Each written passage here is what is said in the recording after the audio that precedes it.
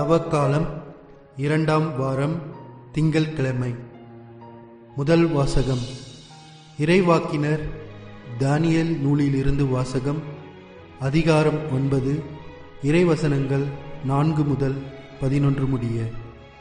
என் தலைவரே, நீர் மாட்சிமிக்க அஞ்சுதற்குரிய இறைவன். மீது அன்பு கொண்டு கட்டளைகளின்படி நடப்பவர்களுடன் நீர் செய்து கொண்ட உடன்படிக்கையை காத்து அவர்களுக்கு பேரன்பு காட்டுகின்றீர். நாங்கள் பாவம் செய்தோம், வழி தவறி நடந்தோம், பொல்லாதவர்களாய் வாழ்ந்து உம்மை எதிர்த்து நின்றோம். கட்டளைகளையும் நீதி நெறிகளையும் கைவிட்டோம்.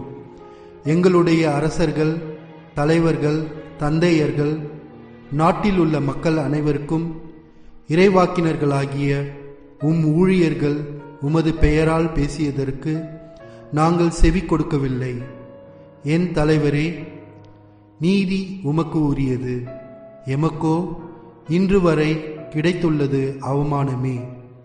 ஏனெனில் யூதாவின் ஆண்களும் எருசலேம் வாழ் மக்களும் இஸ்ரேலை சார்ந்த யாவரும் ஆகிய நாங்கள் உமக்கு எதிராக செய்த துரோகத்தின் பொருட்டு அருகிலோ தொலைவிலோ உள்ள எல்லா நாடுகளுக்கும் உம்மால் இன்று வரை விரட்டப்பட்டுள்ளோம். ஆம் ஆண்டவரே, அவமானமே எங்களுக்கும் எங்கள் அரசர்களுக்கும் தலைவர்களுக்கும் தந்தையர்களுக்கும் கிடைத்துள்ளது. ஏனெனில் நாங்கள் உமக்கு எதிராக பாவம் செய்தோம். எங்கள் தலைவரும் கடவுளுமாகிய உம்மிடத்தில் இரக்கமும் மன்னிப்பும் உண்டு. நாங்களே உம்மை எதிர்த்து நின்றோம்.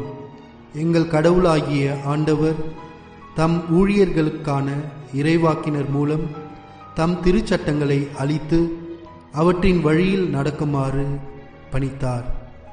நாங்களோ அவரது குரலொலியை ஏற்கவில்லை. இது ஆண்டவர் வழங்கும் அருள்வாக்கு. இறைவா, உமக்கு நன்றி.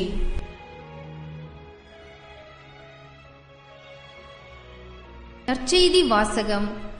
லூக்கா எழுதிய நற்செய்தியிலிருந்து வாசகம்.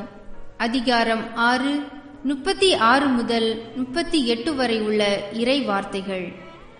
அக்காலத்தில் இயேசு தம் சீடரை நோக்கி கூறியது: உங்கள் தந்தை இரக்கமுள்ளவராய் இருப்பது போல நீங்களும் இரக்கமுள்ளவர்களாய் இருங்கள். பிறர் குற்றவாளிகள் என தீர்ப்பளிக்காதீர்கள். அப்போதுதான் நீங்களும் தீர்ப்புக்கு உள்ளாக மாட்டீர்கள். மற்றவர்களை கண்டனம் செய்யாதீர்கள். அப்போதுதான் நீங்களும் கண்டனத்துக்கு ஆளாக மாட்டீர்கள். மன்னியுங்கள், மன்னிப்பு பெறுவீர்கள். கொடுங்கள், உங்களுக்கு கொடுக்கப்படும். அமுக்கி குலுக்கி சரிந்து விழும்படி நன்றாய் அளந்து உங்கள் மடியில் போடுவார்கள். நீங்கள் எந்த அளவையால் அளக்கிறீர்களோ அதே அளவையால் உங்களுக்கும் அளக்கப்படும். இது கிறிஸ்து வழங்கும் நற்செய்தி. கிறிஸ்துவே, உமக்கு புகழ்.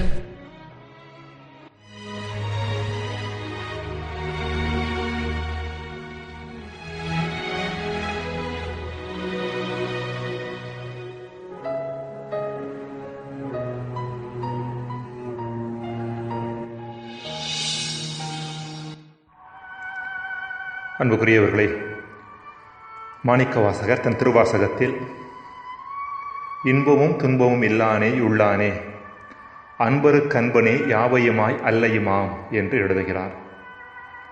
இதன் பொருள்: இறைவா, நீர் பரம்பொருள் என்பதால் இன்பமும் துன்பமும் உனக்கில்லை.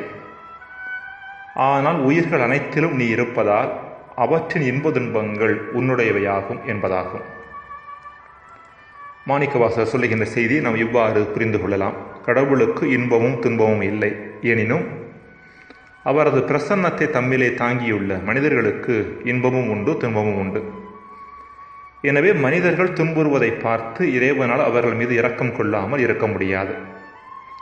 எனவே இறைவன் மனிதர்கள் மீதும் படைப்பின் மீதும் இரக்கம் கொண்டு அவர்களது துன்பங்களை தன்னுடையதாக்கிக் கொள்ளுகிறார் என்பதாகும். ஏறத்தாழ இதையொட்டிய செய்தி இன்றைய முதல் வாசகத்தில் நாம் பார்க்கின்றோம். இஸ்ராயேல் மக்கள் கடவுளால் மீண்டும் மீண்டும் அனுப்பப்பட்ட இறைவாக்கினர்களின் குரலுக்கு செவிகொடாமல் அரசன் முதல் ஆண்டி வரை அனைவரும் கடவுளது கட்டளைகளை மீறி பாவம் செய்தனர். இதன் காரணமாக நாடு கடத்தப்பட்டனர், அடிமைகளானார்கள். இப்படிப்பட்ட சூழ்நிலையிலும் இறைவன் தன் மக்கள் மீது இரக்கம் கொள்கிறார் என்பதையும், அவர்களை அவர்களது அடிமைத்தன துன்ப நிலையிலிருந்து வெளிக்கொணர தயாராக இருக்கிறார் என்பதையும் இன்றைய முதல் வாசகத்தில் தானியேல் இறைவாக்கினர் எடுத்துரைக்கின்றார். எங்கள் தலைவரும் கடவுளும் ஆகிய உம்மிடத்தில் இரக்கமும் மன்னிப்பும் உண்டு என்கின்றார் தானியேல். தங்களது பாவங்கள் காரணமாக தங்களது அழிவை இஸ்ராயேல் மக்களை தாங்களே தேடிக்கொண்டாலும் அவர்களை மீட்டெடுப்பதற்கு இறைவனது இரக்கம் தயாராக இருக்கிறது என்பதுதான் இன்றைய முதல் வாசகத்தின் அடிநாத செய்தியாக இருக்கிறது.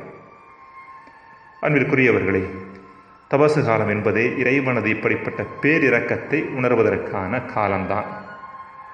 எனவே நாம் நமது குற்றம் குறைகள் காரணமாக இறைவனை விட்டு விலகிச் சென்றாலும் அவரது பேரிரக்கத்தில் நம்பிக்கை வைத்து அவரை நோக்கி திரும்பி வர அழைக்கப்படுகிறோம். இறைவனது பேரிரக்கத்தை பெற்றுக்கொள்வதற்கான ஒரு முக்கியமான வழியை இன்றைய நற்செய்தி வழியாக இயேசு நமக்கு வெளிப்படுத்துகின்றார். பிறருக்கு இரக்கம் காட்டுவதே அந்த வழி. எந்த அளவிற்கு நாம் பிறருக்கு இரக்கம் காட்டக்கூடியவர்களாக இருக்கின்றோமோ அந்த அளவிற்கு இறைவனது இரக்கம் நம்மை தேடி வருவதை உணரக்கூடியவர்களாக நாம் இருப்போம் என்கின்ற செய்தியை இயேசு மீண்டும் மீண்டும் வலியுறுத்துகின்றார். மன்னியுங்கள், மன்னிப்பு பெறுவீர்கள் என்ற இயேசுவின் வார்த்தைகள் பிறருக்கு நாம் இரக்கம் காட்டுகின்ற பொழுது இறைவனது இரக்கம் நம்மை தேடி வரக்கூடியதாக இருக்கின்றது என்னும் உண்மையை பறைசாற்றக்கூடியனவாக இருக்கின்றன. மேலும், கொடுங்கள் உங்களுக்கு கொடுக்கப்படும், அமுக்கி குலுக்கி சரிந்து விழும்படி நன்றாய் அளந்து உங்கள் மடியில் போடுவார்கள், நீங்கள் எந்த அளவையால் அளக்கிறீர்களோ அதே அளவையால் உங்களுக்கும் அளக்கப்படும் என்ற இயேசுவின் வார்த்தைகளை இரக்கத்தின் பின்னணியில் நாம் புரிந்து கொள்ளலாம். அதாவது அதிகமாக நாம் இரக்கத்தை பிறருக்கு கொடுக்க அதிகமாக இரக்கம் இறைவனிடமிருந்து நம்மை தேடி வரும் என்பதே இங்கு மறைந்திருக்கும் செய்தி. ஒரு ஊரில் முனிவர் ஒருவர் இருந்தார். கடவுளோடு ஆழமான ஒன்றிப்பில் வாழ்ந்த அவர் அவ்வப்போது சில புதுமைகளும் நல்ல காரியங்களும் மக்களுக்கு செய்து அவர்களுக்கு உதவியாக இருந்தார். அதே ஊரில் மந்திரவாதி ஒருவன் இருந்தான். முனிவரின் புதுமைகளாலும் அவரது நற்குணங்களாலும் ஈர்க்கப்பட்ட மக்கள் அதிகமாக அவரையே நாடி செல்ல மந்திரவாதியின் வருமானம் குறைந்தது. கோபம் கொண்ட அந்த மந்திரவாதி ஒரு முரடனை அழைத்து, நீ அந்த முனிவரை கோபப்படுத்துகின்ற வகையில் நடந்து கொள். அவர் கோபம் கொண்டார் என்றால் அது அவரது பலவீனமாக மாறிவிடும்.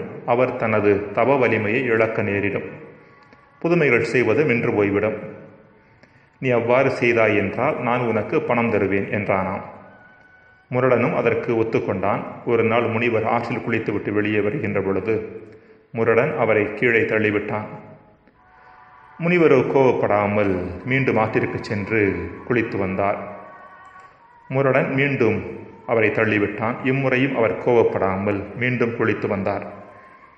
ஓரிரு முறைகள் இவ்வாறு மேலும் நடந்தன. இறுதியில் முரடன் முனிவரின் காலில் விழுந்து மந்திரவாதி தன்னை அனுப்பியது குறித்தும் பணத்திற்காக ஆசைப்பட்டு தான் வந்தது குறித்தும் அவரிடம் எடுத்துரைத்தான். இதை கேட்ட முனிவர், இதை நீ முதலிலேயே சொல்லியிருக்கலாமே, உனக்கு பணம் கிடைக்கும் என்றால் முதலிலேயே நான் கோபப்பட்டிருப்பேனே என்றாராம். இதுதான் பிறர் மட்டில் அளவில்லாத இரக்கம் கொள்வது என்பது. தான் பாதிக்கப்பட்டாலும் பரவாயில்லை, மற்றவர்கள் நன்றாக இருக்க வேண்டும் என்று எண்ணும் குணம். ஜெபம். இறைவா, நாங்கள் பிறர் மீது இரக்கம் கொள்வதற்கும் நீர் எங்கள் மீது இரக்கம் கொள்வதை நாங்கள் உணர்வதற்கும் நேரடி தொடர்பு உண்டு என்பதை நாங்கள் உணர வரம் தாரும். ஆமேன்.